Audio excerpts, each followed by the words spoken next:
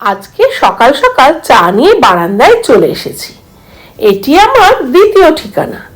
মাঝে মধ্যে উইকেন্ডে এখানে চলে আসি। আজ কলকাতা একটু বেরোনোর প্ল্যান আছে, তাই স্নান করে ফ্রেশ হয়ে চলে এসেছি রান্নাঘরে।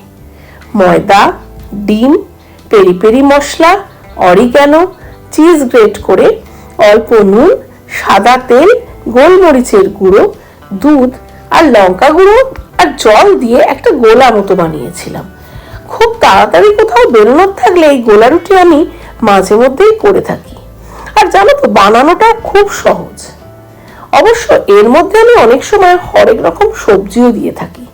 আজ আর দিলাম না, আজ একটু তাড়াহুড়ো ছিল। আজকে কলকাতায় কোনো শপিং নয়, আজ যাচ্ছি সিনেমা দেখতে। আর ইচ্ছে আছে রাতে ডিনার করে ফেরার। তাই ছেলে আর কাতলকে তাড়াতাড়ি গোলা রুটি বানিয়ে আমিও তাড়াতাড়ি খেয়ে চটপট রেডি হয়ে নিলাম।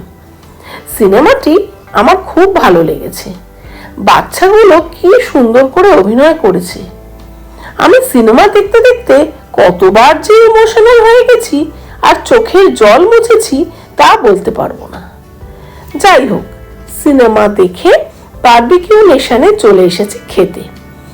আগে থেকে সেখানে টেবিল বুক করা ছিল।